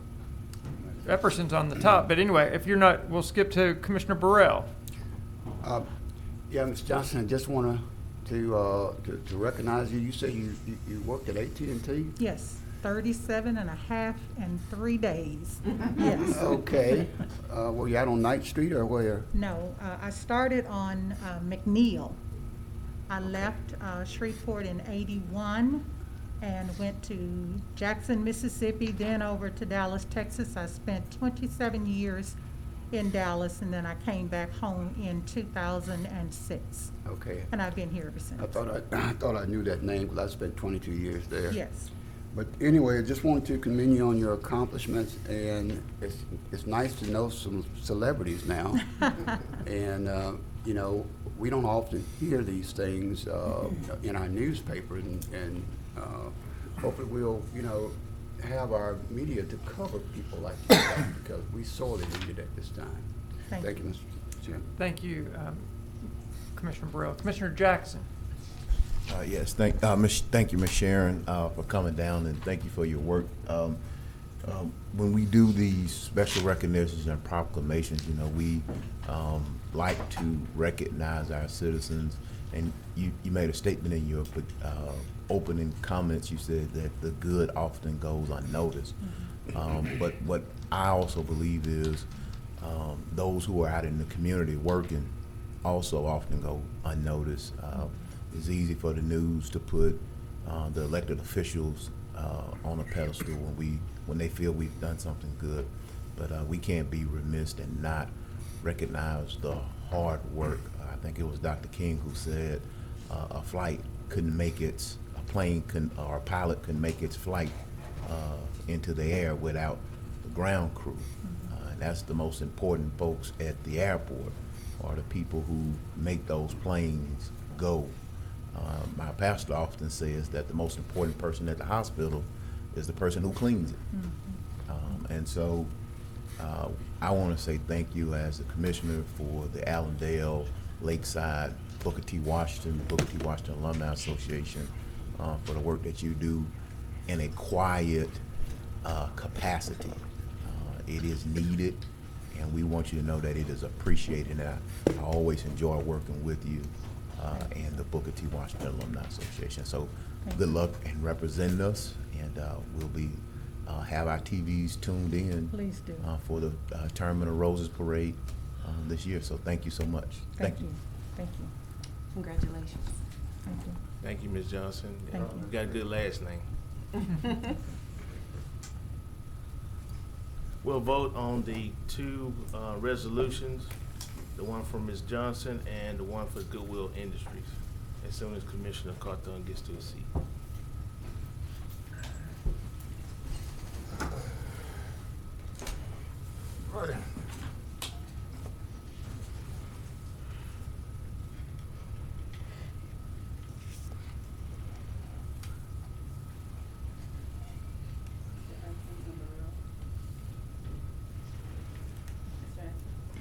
Commissioner Atkins and Morrell, it's not, if you could push the button again. Oh, I'm sorry. Thank you very much. That passes unanimously with 12 votes in support, none in opposition. And I think now at this point, this brings us back into the regular order? Yes, to Okay. the adoption of the regular session minutes for October the 7th. So moved. Then moved by Commissioner Gage White, second by Commissioner Hopkins. Let's vote.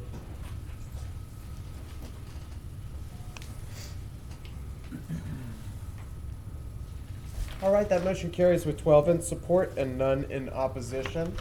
And that brings us to the special resolutions section. We have a few on here today. Special resolution for Miss Fannie Mae May on her 100th birthday. We skipped one, but I would like to englobo and adopt the special resolution for Irene Lacey, special resolution for Fannie Mae on her 100th birthday, special resolution for Shirley Snell, The special Trey resolution Hutchison. for the 2021 winners of the Trey Hutchison Domestic Violence Prevention Award, and special resolution for recognizing the Filipino American Heritage Month. Second. That's it. Been moved by the chair, seconded by Commissioner Hopkins. Commissioner Hopkins to adopt those. Let's vote.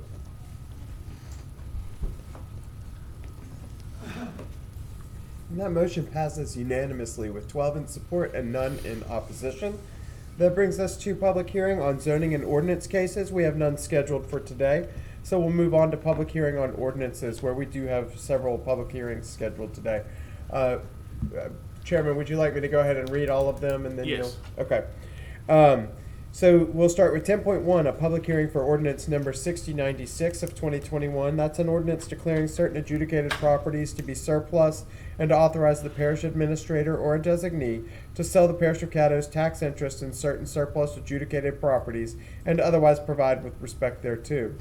The next item is 10.2, public hearing for ordinance number 6101 of 2021. An ordinance amending and reenacting sections 32-46.1 of the Caddo Parish Code of Ordinances regarding the carrying of weapons and otherwise providing with respect thereto. The third item, 10.3, public hearing for ordinance number 6103 of 2021, an ordinance creating the Amazon TIF District, State of Louisiana, defining the boundaries thereof, from which area local sales tax, property tax, and hotel occupancy tax increments will be determined and used to finance economic development projects in accordance with and as authorized by Part 2 of Chapter 27 of Title 33 of the Louisiana Revised Statutes of 1950 as amended, and providing for other matters in connection with the foregoing as amended. And then a public hearing for ordinance number 6109 of 2021, an ordinance amending the budget of estimated revenues and expenditures for the Riverboat Fund for the year 2021 to provide an appropriation of $165,300 to provide ballistic vests for Shreveport and Caddo Parish fire districts and to otherwise provide with respect thereto.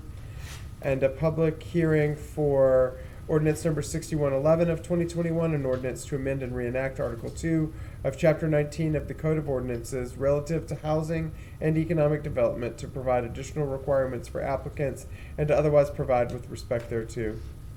And finally, a public hearing for ordinance number 6116 of 2021, an ordinance amending the budget of estimated revenues and expenditures for the Health Tax Fund for the year 2021 to provide an appropriation of $54,000 to purchase drones to distribute larvicides and adulticides to help combat mosquito population and otherwise provide with respect thereto. Public hearing is now open for ordinances 6096, 6101, 6103, 6109, 6111, 6116. Anyone that wants to speak in favor or against any of these may come now.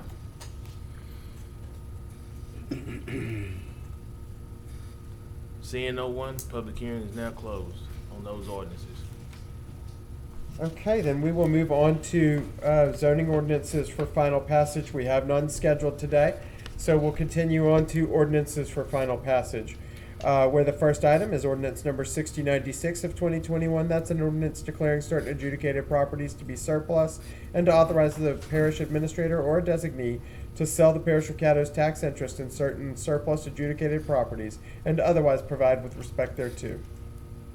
This is in District 3. Move to approve. Second. Been moved by Commissioner Jackson, seconded by Commissioner Hopkins to adopt ordinance number 6096 of 2021. Commissioner Jackson, you want to speak to your motion? I believe we're good on these, right, Jimmy? These are, okay, no, I'm good. Seeing no one, let's vote.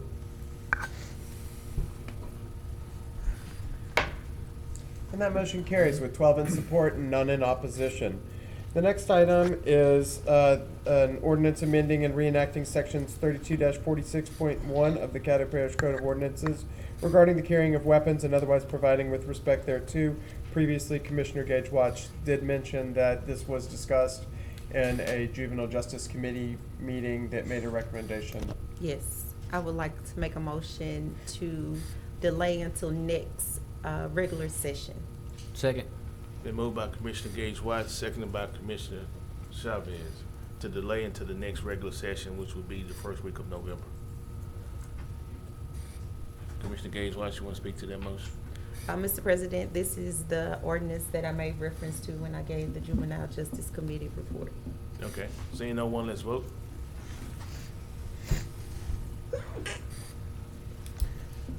And that motion carries with 12 in support, none in opposition. And that brings us to the next item on the agenda, which is ordinance number 6103 of 2021. That's an ordinance creating the Amazon TIF District, State of Louisiana, defining the boundaries thereof, from which area local sales tax, property tax, and hotel occupancy tax increments will be determined and used to finance economic development projects in accordance with and as authorized by Part 2 of Chapter 27 of Title 33 for the Louisiana Revised Statutes of 1950 as amended, and providing for other matters in connection with the foregoing as amended. Move to adopt the amendments and postpone, please. Second. Been moved by Commissioner Jackson to adopt as amended and then postpone. Or to amend and postpone, I believe was the motion. Is that correct? I said amend and postpone, but I'm trying to figure out how long you want to postpone. One regular session? So it will come up in the next regular session, which will be the first week of November as well. Commissioner Jackson will speak to that motion. Yes, the new amendment basically sets up an advisory committee. We've had several meetings. One was held by Commissioner Cawthorn, and one was as recent as yesterday with the mayor on the call, as well as the superintendent. Dr. Vincent is gone, which he had to stay around for a quick moment, but there is a consensus to work together on this, and we are moving forward with it. Councilwoman Taylor is working to put it on the council agenda for approval. So we'll keep working on it. Thank you. Commissioner Atkins. I'm just trying to understand, so we're voting to adopt and postpone? We're voting to approve the To amend amendments. and postpone. And postpone. Okay, so we would approve the amended and then postpone the final vote? Yes. Okay, thank you. Was there anything that came out of the meeting the other day with the mayor and the superintendent? Other than the mayor supports doing a phased approach, as I've been saying, he supports moving this in different phases, and the superintendent is going to work with Dr. Vincent for implementation. So, and then we discuss reconvening and having conversations as we go. So, but that was just basically the general consensus of that meeting. Did I omit anything, Ms. Bryant, or Jeff? No, I mean, that's. Kind of quick meeting. Commissioner, oh, you off the board? All right, seeing no one, let's vote.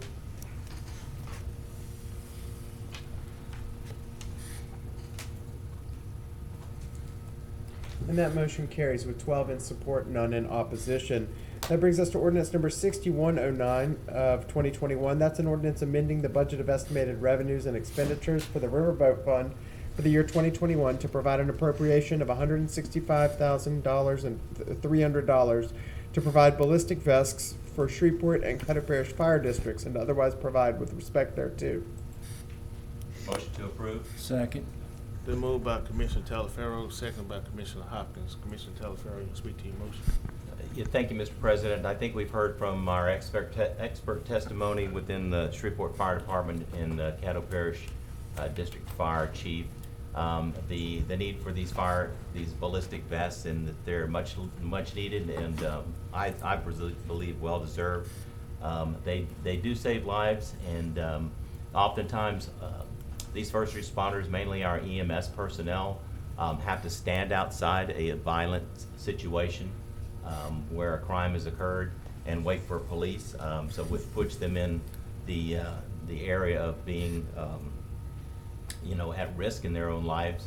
So I would appreciate the commission's going forward and approving this measure. Thank you, Mr. President. Okay. I just thought that in our last meeting that this came up, that we actually reduced the number. We did. But it's still showing 65,000. Because they had already bought some when they purchased some of the trucks. So that number was supposed to be going down. At least say up to. I think that's how I made the motion. Up to, yeah. Everybody quiet now. Administration, somebody? Yeah, I believe you all approved that we would just have to correct this language on the agenda if that's what you all wanted. If that amendment was passed at your last meeting that this came up. It was supposed to be changed, that's what I'm saying. It was supposed to be changed, but it's not. And it's supposed to say up to? Up to, and it was a lower number. It was like 140-some thousand. The commission clerk had verified that we had the amendment, and it's just a matter of this language. Would it have to be re-audited? So would this have to turn around layover some more? We have to get legal to let us know, since this language, the title here is What I would do incorrect. is suggest amending it to say up to the $165,000, and then we'll put the lesser amount in the cooperative endeavor agreement. Or if you have a number certain, you can amend it to that number. I did when we had the meeting. I had calculated it over here, but I don't have it with me today because I thought it was on there, but I see it's not. Okay, we'll just say up to, and so we know that there's a number lower than the 165, 300. Everyone good with that? Yes. Do we need to bring back? So we'll vote on it. We need to vote on it, I guess, because I Do- see some heads shaking no. So I'm making a amendment to the motion to add up to 165, 300, and that's based upon the information we got in our last meeting that they had already purchased some vests. So that number would be somewhere around 140-some thousand. I just don't know what the last part of it is, but that's what we had talked about in our last meeting, in the motion that I made then. So that's my motion today. I'll second. I second it. And it was seconded by Commissioner Atkins. So, Commissioner Chavez. Thank you, President. I'm cool with the amendment and the motion, and approving this, but I know we always preach on consistency, and I see up on Bat Next, it's gonna come down the pipe, so I'll just yield and let Commissioner Jackson take it. All right, Commissioner Jackson. I don't know what that's about, but I'm just curious to know, did this go through the committee process? Did they have a Riverboat committee meeting? Did y'all meet on this end? No, it came from the floor. Came from the floor. And some stuff do come from the floor, doesn't go through committee. It's It's up to somebody on the body to say, send it to a committee, so. But it didn't go through the committee? No. Okay. And I just like to ask the author, is this gonna benefit the city of Shreveport? Do you Yes, foresee yes, it this? is. It is a combined effort. The cattle fair. So we cattle working fair- together today? I'm sorry, say that again. Working together today? I didn't hear you. I say, are we working together today? It appears we are. Okay. The city and the parish. The city and the parish. All right. And do we normally have a responsibility to do law enforcement? Do we have a charge to do law enforcement? It's my understanding, Commissioner, that this is not for law enforcement, it's for the fire districts, which is a health and safety, part of the tax that is collected, and it's for all of the fire districts, including the city, So not just the city, so not- it's right. for all of them. But not necessarily law enforcement, but public safety or fire prevention or fire protection, or how would we, what's the public purpose here? It would be the fire protection. Fire protection, so protection of first responders. Okay, I mean, I'm asking Commissioner Telefaro because there's often this notion that, we like to box ourselves in and say, well, we don't do this or we don't do that, but sometimes, we realize that there are some things that we can work together and be out of that box on. And I hope that that logic doesn't stop and start when it's just something that we have on the table. I'm prepared, as I am on most things, I'm prepared to support this and vote for it. I just hope that our memories are long enough to recall that when I had something that was a priority and something that you thought that would make Shreveport, Caddo Parish a better place, that would make us safer, that would protect those men and women who are running into harm's way, I think it's a good idea. I think it's a great idea. And I think working together is what we ought to be about. And but let's not pick winners and choosers on issues, or let's not pick winners and losers on the particular issues that we come up to discuss. And if we're gonna make Shreveport and Caddo Parish a better place, we have to do more of these type of things. And so I hope, and I think this is probably the largest appropriation ordinance that you've ever put forward. That's correct. But I didn't come down here and I didn't try to pencil whip you about what processes or anything. This will be my second time voting in favor of this. And so my hope is that we understand that everybody down here has priorities. And everybody down here has a passion and a fire lit up under them to get things done. And we ought to be about the business, not saying that you can't ask questions, not saying that you can't, make reasonable suggestions, but support ideas that everybody have. And that's my hope and wish and prayer for our time on this body. Thank you. Attorney Frazier. Yes.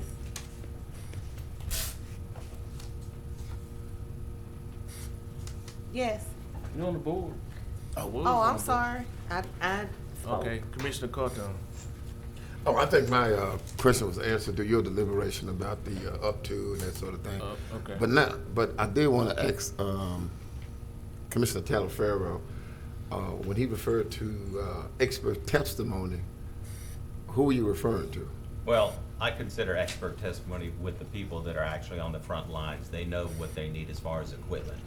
So you can take the word expert out of that, but in my opinion, these are the people that know what they need better than we do. And so, in my opinion, they are experts in their field. Oh, I'm not trying to dispute that. I thought that might have been someone who came from the outside who was an expert on ballistic vests, and I missed that testimony. So. No, sir. Okay. All right, thanks. Commissioner Everson. I move that this be postponed and recrafted in the correct language and put on the agenda at our next meeting. If I can get a second. Second. Been moved by Commissioner Everson to postpone to our next regular session meeting so that the proper language be added, and seconded by Commissioner Chavez. I'd just like to say, I think it's embarrassing that we come here with so many resolutions or ordinances or whatever it is, and we sit here and we chop them up as if a committee. I think when something hit this floor, all of the correct terminology, everything should be in place. We have adequate staff. We know what we want to do, and it's just embarrassing to sit here and go through this type situation at every time. So I think that we should go back, put the correct language in it, and we should go through with it either up or down, plain and simple. Thank you. Commissioner Chavez. Thank you, President.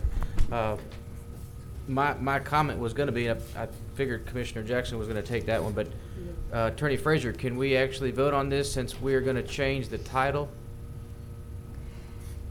Commissioner, it's my understanding, basically because you're voting on a lower number, you're saying up to. So what you would be voting on is technically already included in the title. Just for clarification purposes, last time you all discussed this, that was the initial discussion, was it to be up to $165,000 because no one had done a calculation because the person had just come to a meeting. So, with the information that they had already purchased some vests, but yes, you can vote on it like that. So we can now change titles the day of the legislation? It is not changing the title because what you are voting on is already included in that title. If you were going to vote on $165,000, then any amount up to $165,000 is already included in that amount. I'll yield back to the President. Thank you. Commissioner Jackson. Yes, thank you. And it also crossed my mind, I appreciate what Commissioner Carthon said, but did anybody, Commissioner Talaferro, ask you to bring any outside? No, sir. The information from our firefighters in the district and also in the city, they provided documentation for the entire commission on what they have found out. Basically the cost and analysis? Yes, sir. Okay. Nobody had to come down and give testimony and that stuff? Oh, yeah, they gave testimony. Oh, they That's did. when I may have missed that. we got into the expert testimony aspects got you. of Got Shreveport you. Fire Department and Caddo Parish But the District. ballistics piece that Commissioner Carthon was talking about? Speaking He of asked about ballistics, a ballistics expert, and you said no. You had said no on that one. we did not have a ballistics Gotcha. expert. But The just those ballistic firefighters. vests are rated, and they applied for a certain rating. Gotcha. Which covers not only projectiles from a certain caliber, but also Gotcha. sharp-edged objects. Gotcha. And I'm not trying to give you a hard time. No hard Like I said, time here. It's a safety whenever this issue. goes up or down, you have my support, is what but I just want to make sure that everybody's going through regular order. Now I'm confused on the up to amount, because if we are adding up to, where is, I don't see up to in mine. No, that's the amendment that's currently on the floor. So we're amending it to say up to. Are we amending the title? We're not amending the title to say up to? Or You we don't just, have to, you're amending the body where it says up to $165,000.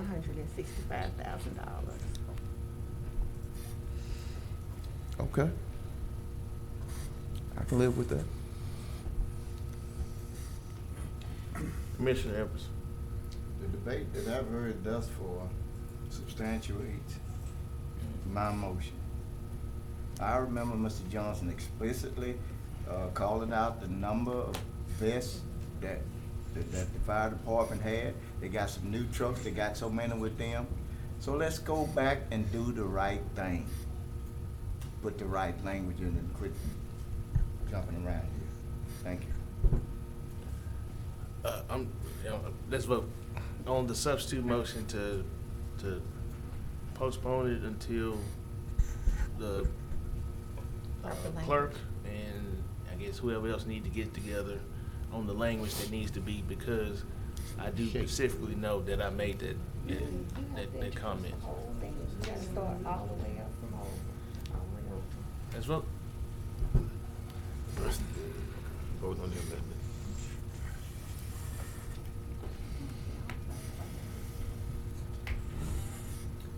All right, and that motion carries with 9 in support and 3 in opposition. And just to be clear, was that a postponement to the next regular session? Right. That should give you enough time to get the right language in. And just as a point of clarification, that amendment was just to say up to. Up to. Up to, So but we'll just I add the words actually up had to. the dollar amount. I actually had the dollar amount. As he was talking, I sit here and I write just like Mr. Young was. I got every figure right here on this sheet of paper. So as they was talking, I did that. So if we go back to the actual video, I gave you the dollar amount. Okay. Point of clarification. But we passed it now. Are we, the amendment applies to the title, or the amendment applies to, I guess I'm just trying to see what are we amending? When we had that same discussion, and the same discussion was we can put it in the body and didn't have to change the title. But it wasn't even in the body today. Right, no, I'm just saying, well, the amendment, because we just adopted the amendment, right? No. No, you we postponed it. Okay. The amendment was I'm adopted straight. during No, I'm your straight. work I was session. So can we move to the next item? Yeah, I'm straight. Voted on it? We good. Ordinance 6111 of 2021 is an ordinance to amend and reenact Article 2 of Chapter 19 of the Code of Ordinances relative to housing and economic development to provide additional requirements for applicants and to otherwise provide with respect thereto. Move to approve. Second. Been moved by Commissioner Jackson, seconded by Commissioner Hopkins to adopt ordinance 6111 of 2021. Commissioner Jackson, you want to speak to that? Yes, this is just some cleanup for what we had already done in the past. The Office of Community Development, instead of approving someone's application like we did with People of Praise, they would just like to just offer a letter of support as opposed to saying we approve or don't approve of their plan. I don't think they want people to think that they have the authority to approve what they're trying to do. So they just want to make it basically just a letter of support instead. Attorney Frazier?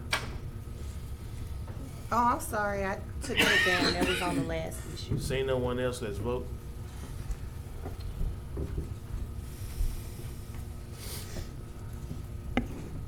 And that motion carries with 12 in support and none in opposition. There you go, Jackson. Lock that into memory. That's past wide. Okay, and the next item is ordinance number 6116 of 2021. An Motion ordinance adopted. amending. Second. Been moved by the chair, seconded by Commissioner Everson to adopt ordinance number 6116 of 2021. Seeing no one, let's vote.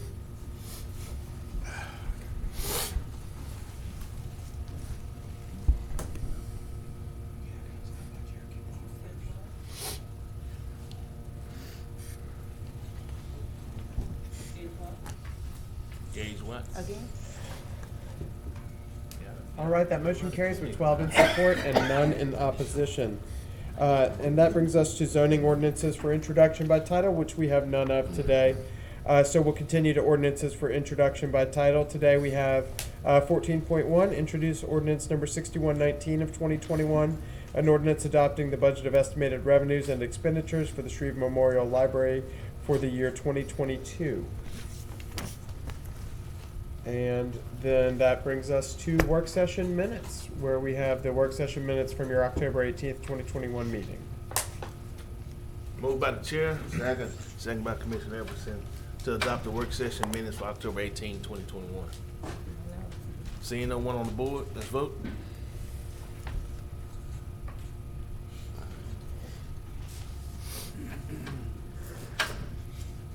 And that motion carries with 10 in support and 2 absent. That brings us to resolutions, where our first item today is resolution number 75 of 2021, a resolution adopting the Parish of Caddo's preliminary floodplain species assessment as part of the parish's floodplain management program and otherwise providing with respect thereto. Move to englobo and adopt resolutions 75, 76. We've already done 77 and 78. Second. Been moved by the chair, seconded by Commissioner Chavez. Commissioner Chavez on the board? Took my idea. Okay, Commissioner Young. Yes, thank you, Mr. President. I noticed in the Boom or Bust scenic project, I think last time the parish was going to pay 10%, and now I see it says 20%. Is that? The title says 10%. Title says 10%. If you look in the body of the resolution, I don't see that going on. it's missing a number at the top, but it also says a different number in the body. And send it back. We'll take that one back. You can take it off. We'll pull it and we'll put it back on the next meeting. All right, so. Move to delay. So Second. I will, Commissioner Atkins made a amendment to my englobo and adopt, and we will delay resolution number 78 until the next regular session meeting, which will be in November. Seeing no one on the board, let's vote. And that's to englobo and adopt those with the exception of resolution 78, which will be in first regular session in November. May I comment? Good catch, Commissioner Young. Let's go conservative. Next item. All right, what did, we didn't get a tally yet. Oh. Taliaferro, I believe, didn't register your vote. If you could look again. Thank you very much. That is adopted with 11 in support and none in opposition. And that brings us to new business items. Well, I'm sorry, old business, but we don't have any old business scheduled today.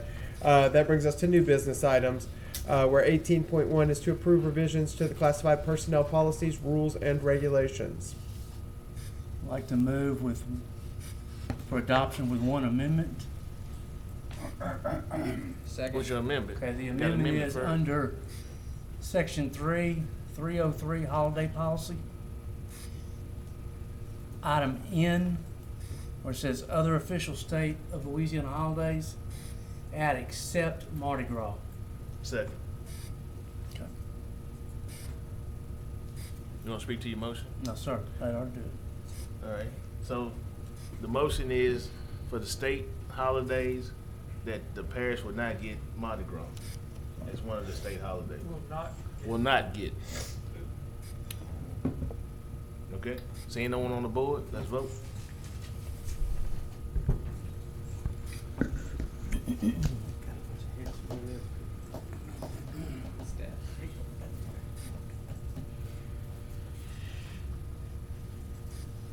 And that motion carries with 10 in support and 1 in opposition and 1 absent.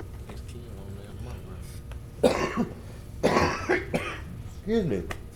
That brings us to the next item on the agenda, approving the appointment of the Northwest Louisiana Human Services District Board, authorizing the appointment of Mr. David Hoey and the Northwest Louisiana Human Services District, term to expire 8/6/2027. Move to accept the appointment of David Huey Second. for the Louisiana Human Services District Board. And it's been seconded by Commissioner Gage Watts. Commissioner Hopkins. I'd like to move to englobo all appointments for adoption. I was gonna do that, but I was, So it's been moved by Commissioner Hopkins to englobo all of the appointments and seconded by Commissioner Atkins. Seeing no one on the board, let's vote.